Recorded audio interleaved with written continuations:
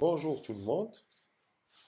On va aborder dans cette vidéo ce qui nous reste comme anémie hémolytique. Sachant que dans votre programme, les anémies hémolytiques les plus importantes, c'est drépanocytose qu'il faut bien reconnaître et retenir. C'est surtout la drépanocytose et la bêta-thalassémie. Mais c'est bien de connaître les autres mécanismes. Donc ça, comme ça, vous aurez une idée générale sur les différentes étiologies de l'hémolyse. Donc, si on reprend un petit peu l'algorithme des causes de l'hémolyse, donc on aura ce schéma donc, qui dit hémolyse dit raccourcissement des globules rouges, donc l'hyperhémolyse ou hémolyse pathologique. Donc on a dit que les étiologies soient une cause corpusculaire, anomalie au niveau de du globule rouge, l'un des constituants des globules rouges, et généralement c'est des anémies congénitales dues à c'est un problème héréditaire.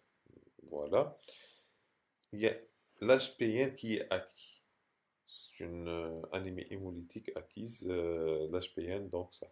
Mais ce qu'il faut retenir, corpusculaire, c'est congénital.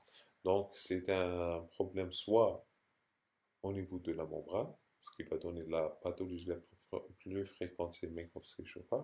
Anomalie de l'hémoglobine, que ce soit qualitative ou quantitative. On a vu déjà en détail les différentes pathologies de l'hémoglobine. Qualitative, c'est-à-dire la synthèse d'hémoglobine anormale comme l'hémoglobine S, qui va donner syndrome la drépanocytose et les différents syndromes drépanocytaires quand il s'agit de double hétérozygosité. Voilà. Ou bien une anomalie quantitative, un déficit de synthèse d'une globule, soit alpha, soit bêta. Ou bien un déficit enzymatique, le plus fréquent, c'est le déficit en GCSPD. Pour les causes extracorpusculaires, c'est-à-dire agression extérieure, on a soit les causes non immunologiques, soit les causes immunologiques. Non immunologiques, c'est mécanique. Première cause, c'est mécanique. Quand on a une valve mécanique, elle est mal insérée, donc il y a une désinsertion. Quand le globule rouge passe dans le... Donc on a le flux sanguin.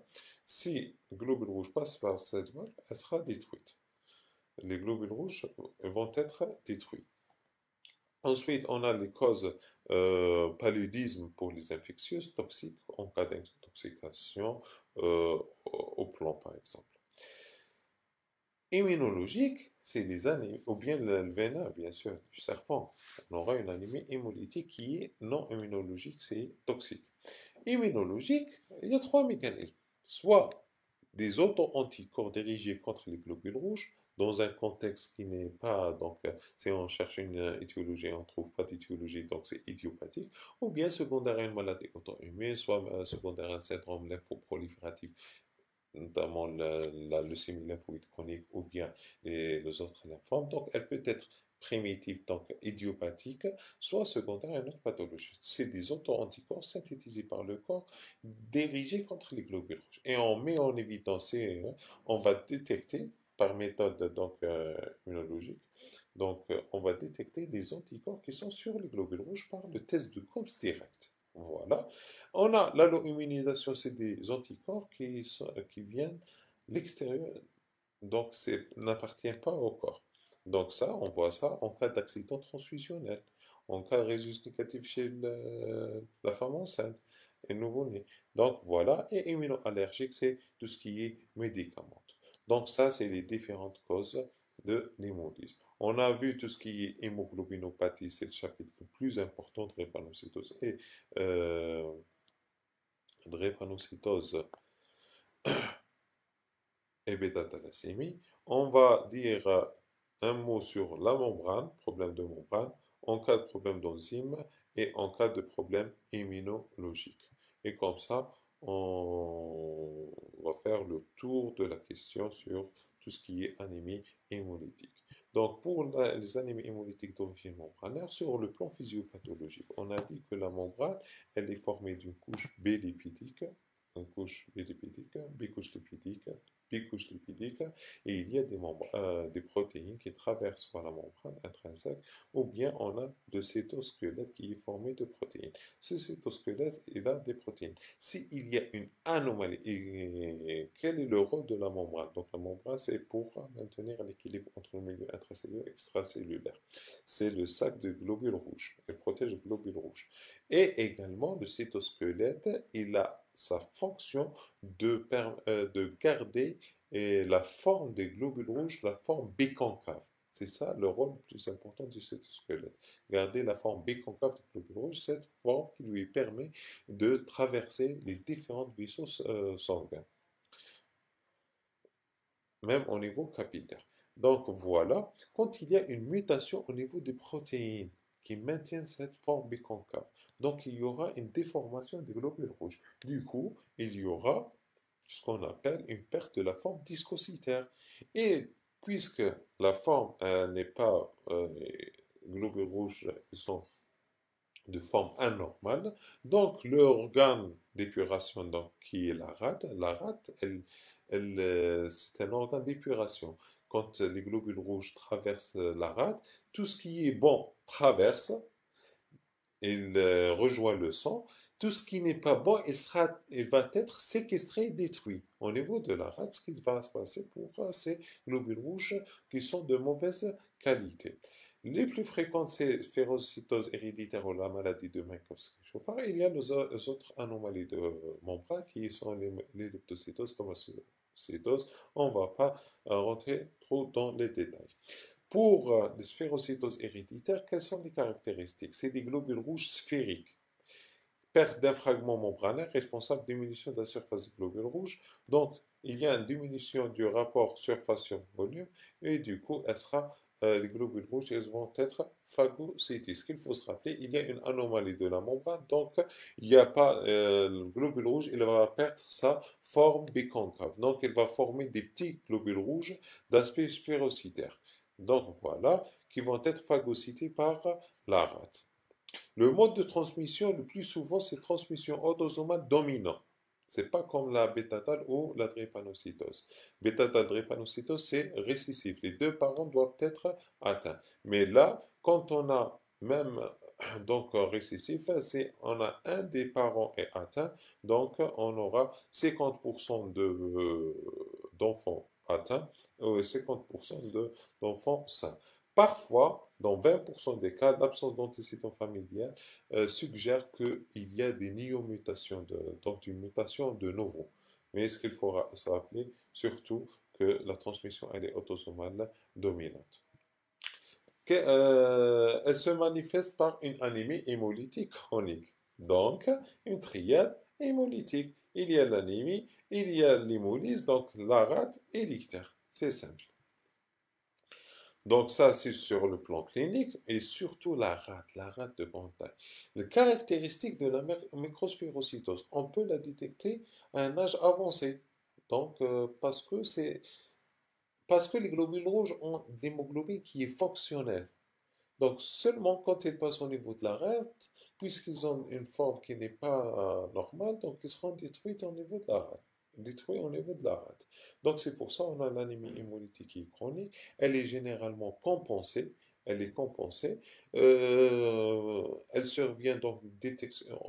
Elle peut apparaître à l'âge adulte, donc 20 ans chez le sujet de 20 ans, 15 ans, sauf si on a un contexte clinique donc, il y a des antécédents familiaux, donc on fait un dépistage.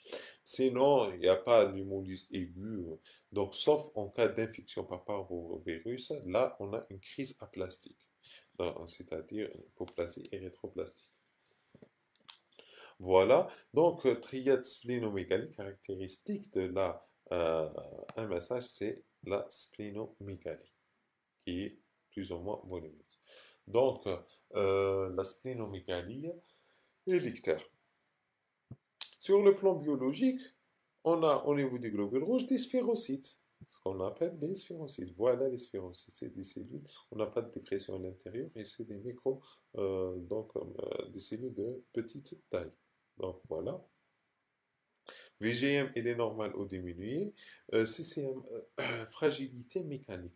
Comment on détecte ces globules rouges? Donc, ce qu'on appelle l'examen clé, c'est la résistance diminuée aux solidités hypotoniques. C'est-à-dire, donc, on met des globules rouges dans un milieu hypertonique. Ensuite, on commence à diminuer la tonicité.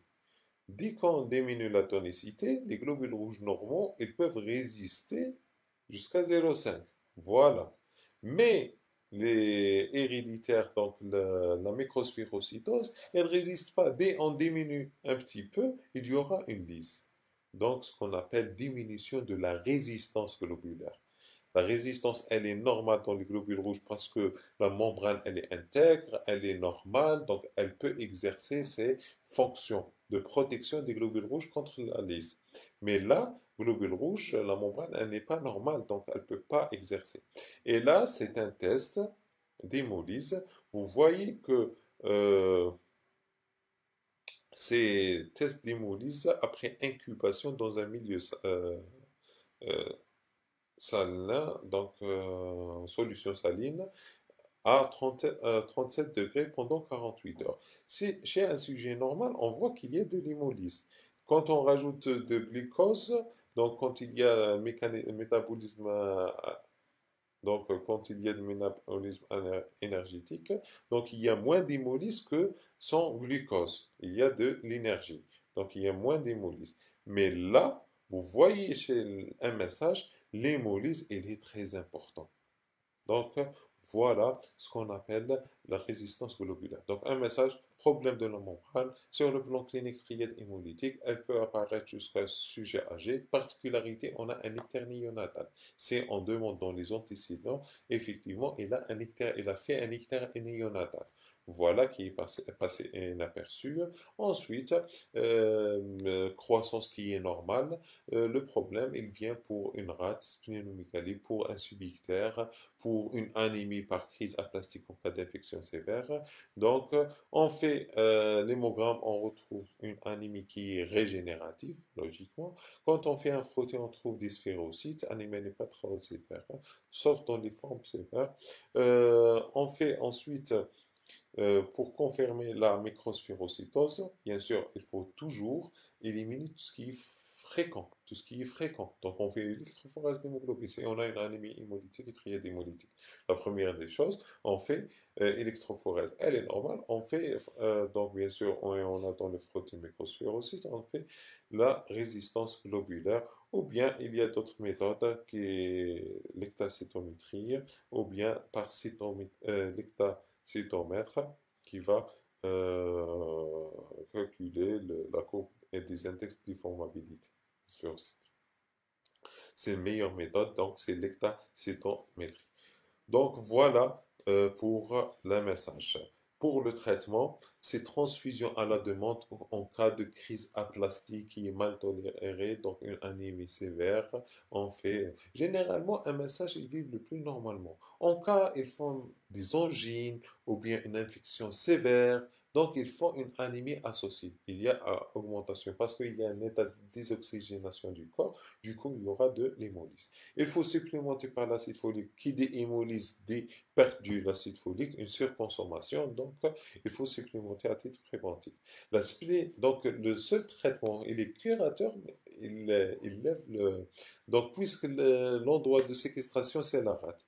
En cas d'anémie sévère où et les transfusions sont très rapprochées, donc on doit guérir cette anémie en faisant une splénectomie. Il y a des indications bien précises pour les patients symptomatiques.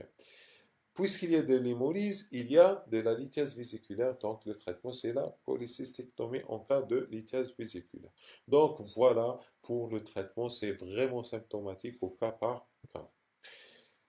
Les autres anomalies, c'est l'elliptocytose. Vous voyez, se forme elliptocyte. Ça, c'est stomatocyte.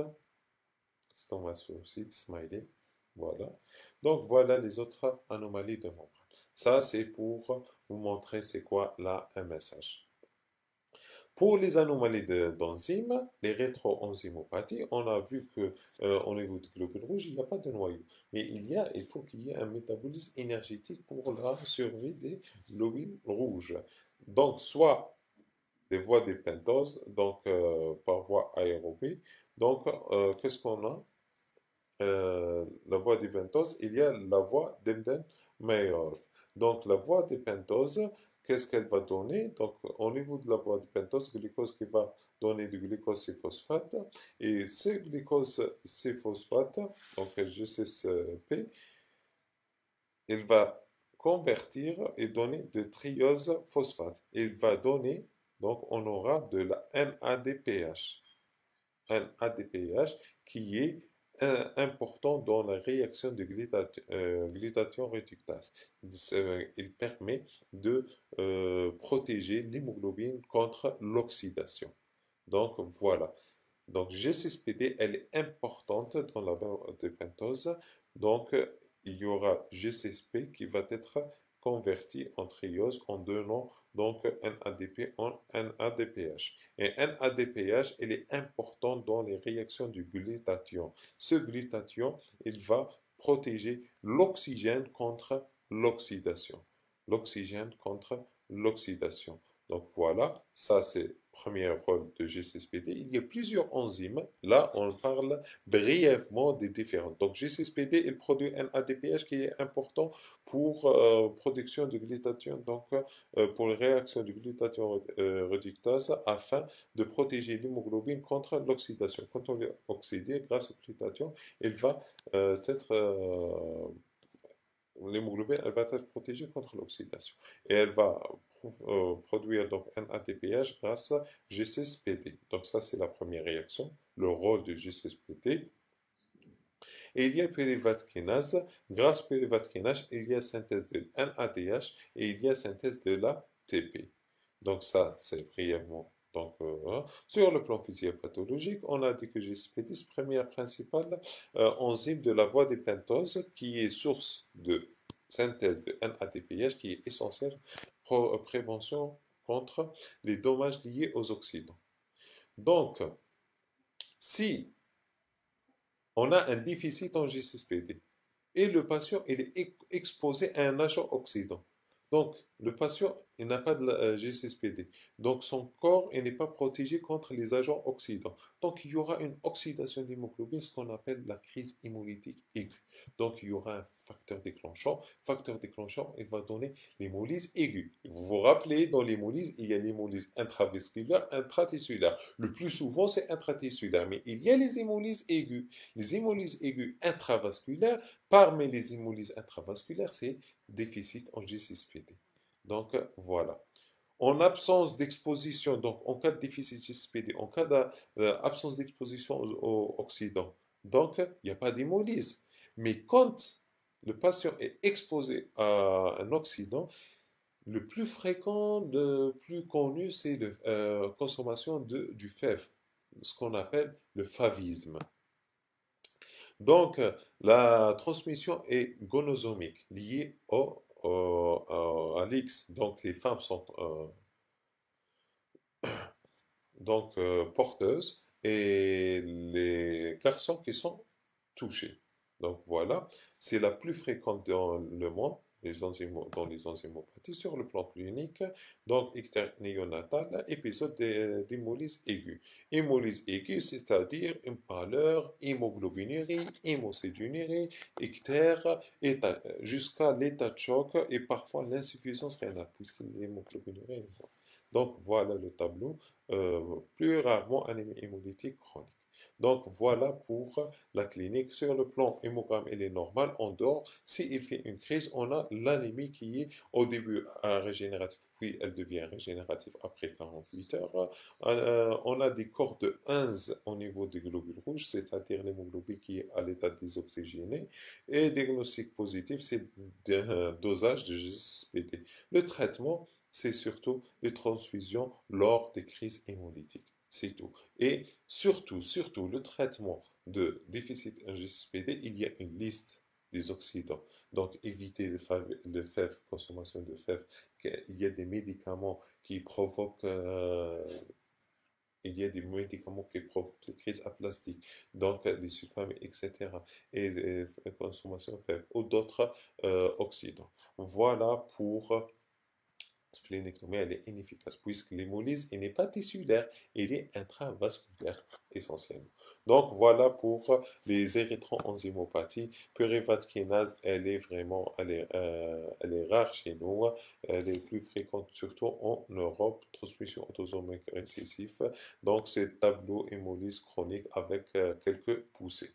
Donc voilà pour les pour les anémies hémolytiques d'origine corpusculaire. Pour les acquises d'origine extracorpusculaire, on a soit immunologique par attaque par des auto-anticorps, soit toxiques, soit mécaniques.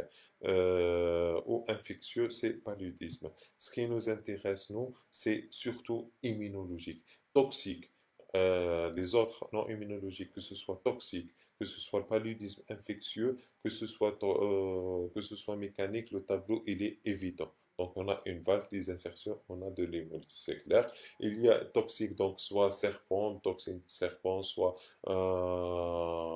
paludisme. Donc, on a de l'hémolyse, c'est non immunologique, c'est pas agression directe des globules rouges. Les autres causes non immunologiques, on a soit des auto-anticorps qui sont dirigés contre les globules rouges, soit allo par la transfusion ou bien maladie hémolytique du nouveau-né, qui est rhésus positif et sa mère rhésus négatif.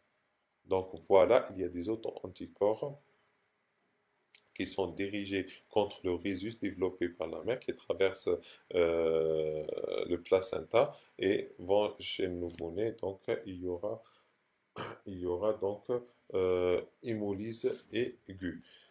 Et on va détailler ça plus dans les transfusions, cours de transfusion. Et il y a les immunoallergiques, soit par complexe médicamenteux comme les kénines, soit voilà, mais pénicilline, etc.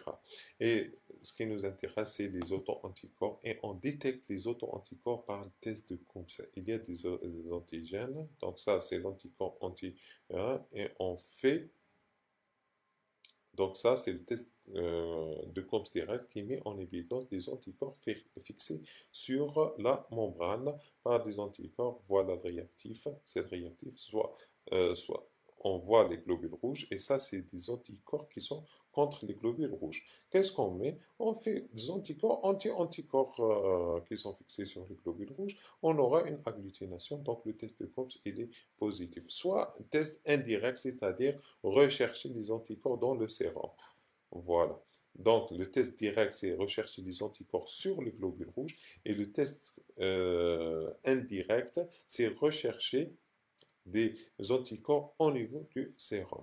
Pour les anémies hémolytiques auto-immunes, c'est le test de Combs qui est positif. Donc, soit il est à auto-anticorps chaud, soit c'est les différents auto-anticorps. Et ça permet de faire la part des choses. Et il y a des anémies hémolytiques, ce qu'il faut se rappeler. Donc, anémie hémolytique auto-immune, c'est cliniquement c'est triade hémolytique. Et sur le plan biologique, on a une anémie hémolytique qui est régénérative, bilan d'hémolyse qui est positif. Et pour dire que c'est une anémie hémolytique, donc il n'y a pas de contexte, on n'a pas d'antécédent, on n'a pas suspicion d'hémoglobinopathie, on n'a pas suspicion, c'est pas une anémie congénitale, donc on suspecte une anémie acquise. Qu'est-ce qu'on fait? On fait un test de Combs direct. Il est positif, donc c'est une anémie hémolytique auto-immune. On fait le bilan étiologique, soit d'origine maladie auto-immune, soit syndrome lymphoprolifératif, soit euh, ou bien quand il n'y a pas une cause, soit infectieux, etc. S'il n'y a pas une cause, donc c'est idiopathique. Donc voilà pour les différentes causes de l'hémolyse. Et comme ça, on a fait le tour de toutes les pathologies hémolytiques. Ben, je vous remercie pour votre attention. J'espère que ça a été clair. Ben, ça à la prochaine séance.